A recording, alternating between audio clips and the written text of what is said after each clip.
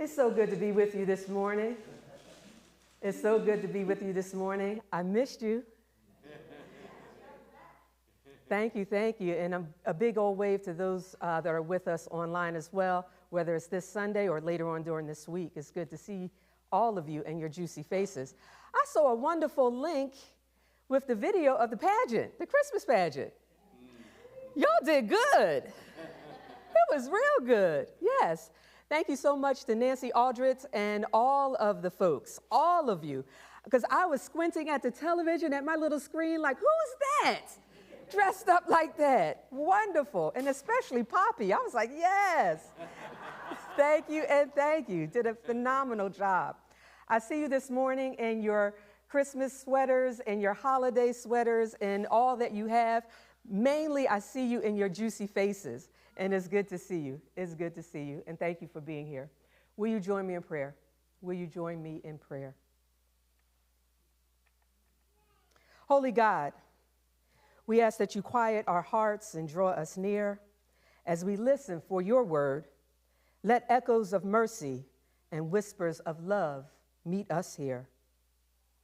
Meet us where we are tired and give us rest. Where we are afraid, remind us that you are with us. Speak now, O God. Speak now, O God. Lean in, for we are all listening. Amen and amen. Before defying gravity. Y'all know about that? Before defying gravity, Elphaba walks onto the campus of Shiz University.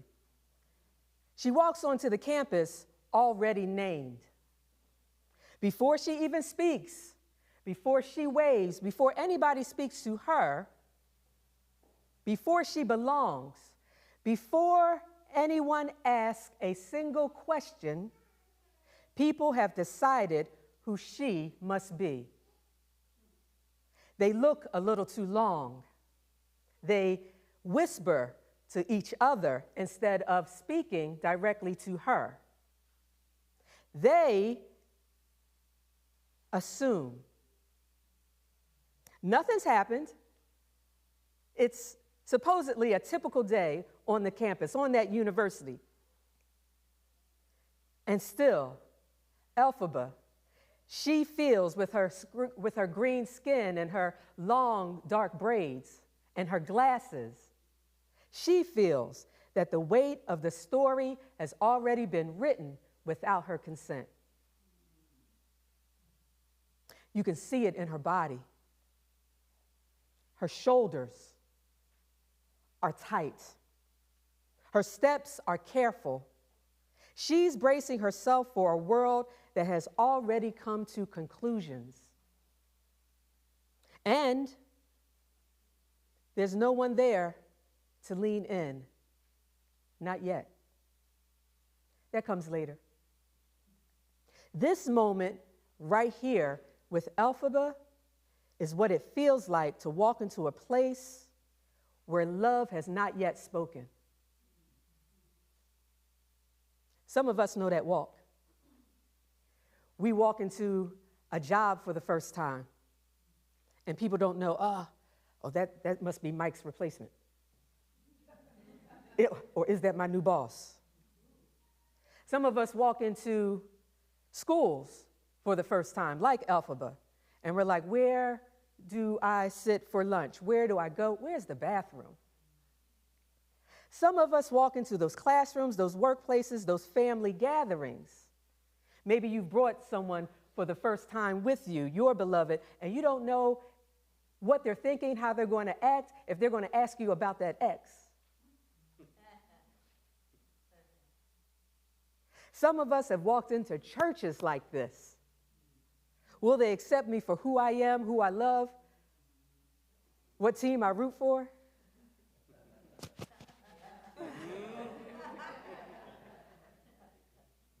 Before we open our mouths, we can feel it. We can feel the reading of us. The assumptions, the quiet conclusions that are being drawn. So what do? Some of us, we soften our voices. We might even lower our gaze.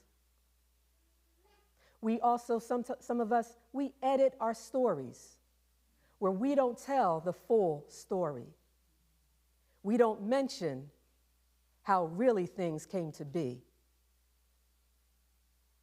The quiet conclusions are often drawn, and we decide how much of ourselves feels safe to bring into the room. That kind of pressure doesn't announce itself loudly, it hums. That is also the world that Mary walks into. That gospel text of Matthew that Carla just read into our ear gates. Before the angels sing, before the shepherds arrive, before anyone calls her blessed, Mary is a young teenager moving through these streets, already named. A young brown-skinned teenager moving through these streets, and something so heavy is just plopped into her spirit. And Joseph, imagine how Joseph feels. Joseph feels this pressure too. He loves Mary. He's already known Mary as a friend, as a person in the neighborhood. He's supposed to marry her because in their culture, this is what we do. We were already matched up a long time ago.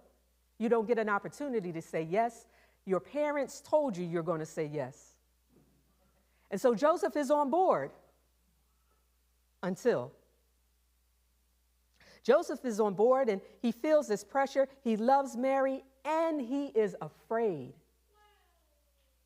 Afraid of what people are going to say, what they are already saying, afraid of the gossip. Because you know that we gossip. Come on, church folks, y'all. Anytime I got to tell y'all, don't. We gossip. We gossip. Afraid, Joseph is, of what it will cost him to stay. Afraid of carrying a story that he didn't choose. And the gospel writer of Matthew does not present Joseph as weak from fear. The gospel writer of Matthew shows Joseph as having a God that meets him right where he is. I love how in this gospel text, God does not rush Joseph. God doesn't say, Joseph, get your act together. Joseph, how much have you saved already? Joseph, have you finished that class? Joseph, what are you cooking for dinner? Joseph, did you clean your room yet? Did you clean the house yet? Joseph. God doesn't say anything like that. That angel did not say anything like that. God comes quietly and says, do not be afraid, is what the message is to Joseph. It's what love whispers. Not because the situation is simple, not because that situation was going to be easy, not because these next 3 years are going to just fly by, but because Joseph does not have to carry it alone. What Joseph receives is not an explanation, but it's echoes of mercy and whispers of love. Some of you see right now on the screen in front of you an image of an angel whispering into the ear of sleeping Joseph. And I don't know if you can notice on the far left in the corner is a person holding their belly, expecting. It's not yet. Not yet. And Joseph in his sleep is being whispered to.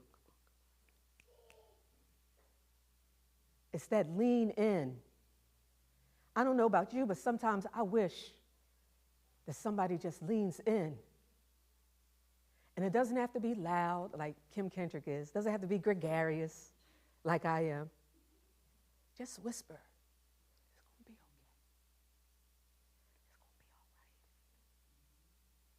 It's going to be okay.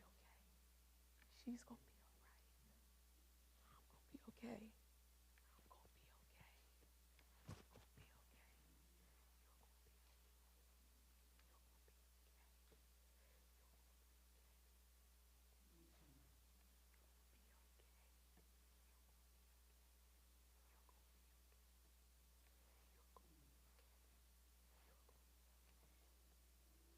okay. Just whispers. You're going to be okay. Some of you also noticed this next image on our screen.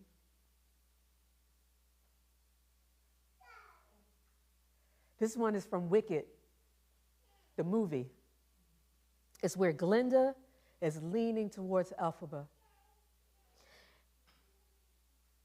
One image is from our gospel writer, Matthew. This image is where Glinda is whispering to Elphaba.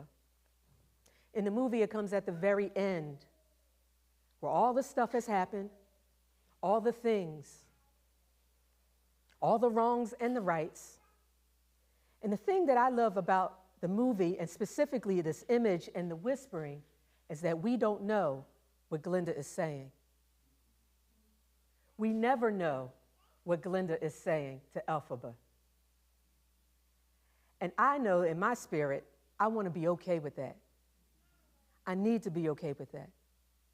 Because what I also see is that at least there was an individual that came beside this green woman, this person that everybody said or whispered, "Who are you and what are you doing here?" That at least there was one person that leaned in and whispers. Two different stories, two different worlds. Joseph and the angel, Elphaba and Glinda, two different stories, two different worlds. The same holy posture. That love does not shout across the room. That love draws near. And this is the same message, y'all, that God whispers to us. That you don't have to carry it alone. That there are angels whispering to you every day. I am a firm believer that angels don't have wings. Angels drive Priuses and Teslas. They drive Subarus and Hondas. And they have bus passes. Angels live in mansions and in tents. Angels have degrees and GEDs. Angels have money in the bank and angels have nothing. And they whisper. You do not have to carry this alone. Not the worry that followed you in this season or even through those doors, because some of us, we came through those doors with some stuff.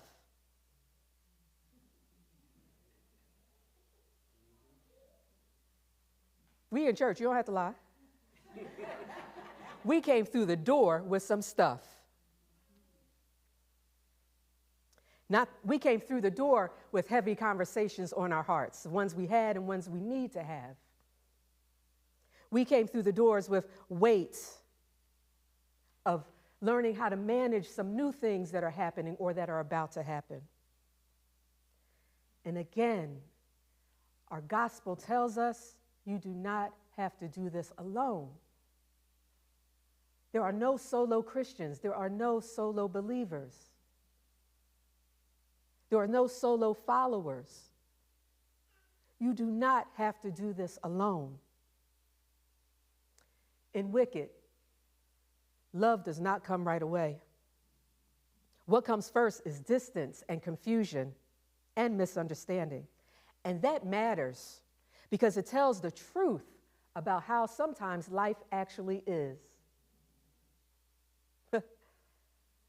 Sometimes we get the door shut first before the one opens. Sometimes we have the breakups and the divorces before the love of our life shows up. Sometimes the car breaks down, the bus pass happens before we get that vehicle. Sometimes we get the C, the D, the F in the class before even the B- shows up. Justice doesn't always move fast as we want it to. Sometimes we have to live a while before someone leans in. And that's why Elphaba's story has held us and held my attention for quite a while. She is not wicked. She's inconvenient. She doesn't fit the narrative the institution prefers. And simply by existing, she disrupts the room. The response is familiar. They name her before they see her. People fear what they don't understand. Did you hear me? People fear what they don't understand. And some of us, again, know that feeling not as witches, but as people. But as people whose bodies, whose histories, accents, families, or truths don't fit the mold of somebody else or what's expected. We see that same reflex around our world right now when violence touches a university campus like Brown, or when communities in Australia are shaken by tragedy as they are trying to hold up their faith. The response is often not to listen first. It's to name or rename, to explain, to sort out, and to point fingers and to blame. Stories get decided before the grief even has space. And some families live inside this dynamic every day as we walk into schools, into supermarkets, to workplaces, neighborhoods, already naming because immigration status, naming already because of how much we have or don't have in our bank, naming because of where we live or who we live with, already assuming, already afraid of us before getting to know us. Distance grows, and distance makes harm easy. In a world shaped by that kind of fear, it was Isaiah in our Hebrew text that refused to allow the people to panic. Listen, go back and read that Isaiah text. It's where Isaiah had to do some management of the situation to say, y'all calm down, y'all settle down. It's not the end of the world. We're going to get through this, and you're not alone. You have had poor leadership before. Settle down. You have had to make $1 out of 15 cents. Settle down. You've eaten beans and rice before. Settle down. You've given before what you really didn't have. It'll be all right. You will be all right. In that Hebrew text of Isaiah, he says, "Do not fear, for I am with you." He listens to what God has given him. Do not be afraid.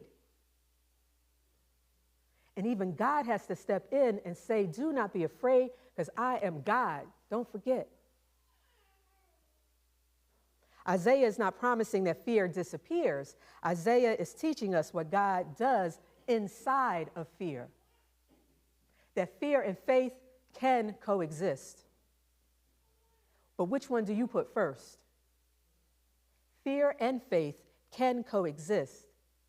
Which will you push forward? God draws near and says, I'm going to help you. I'm going to hold you up. And God sending God's self to journey with humanity in a few days as we celebrate the whole reason for this season is God saying, I'm with you. I'm leaning in. I'm going to whisper this love because I love. The whisper comes later, after history, after harm, after regret. And when it comes, it's not loud, it's close, and it's honest. And that's Advent love. Not gregarious, not offering fixes or solution or proclamation, but a love that stays. As I take my seat, allow me to share this. When I was in Philly just this past week, I had the wonderful opportunity to witness and attend a girls' basketball game, high school basketball game. The gym was full of energy. I loved it. There was energy, there was discipline, and there was pride for their school. These were athletes who knew the game. They knew their bodies, and they knew what it meant to compete. There was one player that I specifically could not stop watching. She was decisive and focused.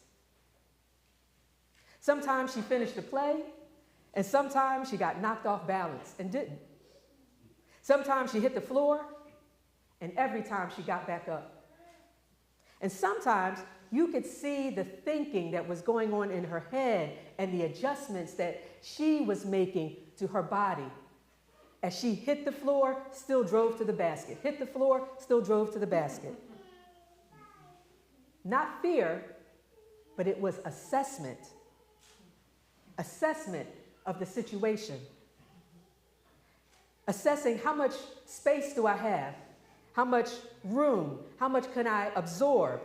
What needs to shift or change? She wasn't failing. She was playing through it. How much of us play through our situation? Continue to walk, love, learn, live through our situation. And slowly, this young lady, alongside her team, they adjusted. The team adjusted. A teammate would cut earlier. Another occupied space just long enough to do a pick. And I noticed that the bench also stayed engaged, not rescuing her, not replacing her, but working with her. The contact didn't disappear. That driving to the basket did not disappear. What changed was not her strength. What changed was that the weight of the moment stopped belonging to her alone. And family, this is what I want you to understand, that you are not alone. You do not have to carry this thing all by yourself, whatever that thing is for you. Amen.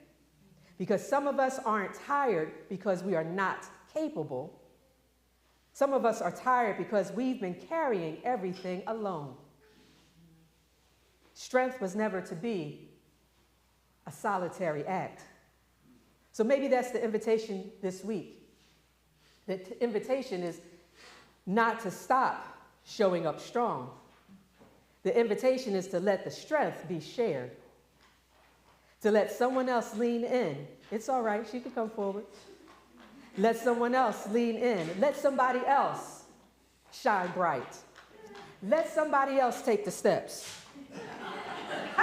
Allow somebody else to walk forward because it's all right. Look how many people you have in the room that if something would happen, y'all would jump to make sure.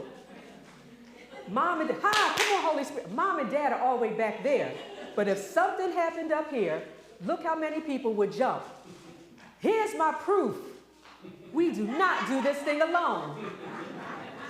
Thank you, Poppy. What carries us forward are not answers shouted, but whispers of love.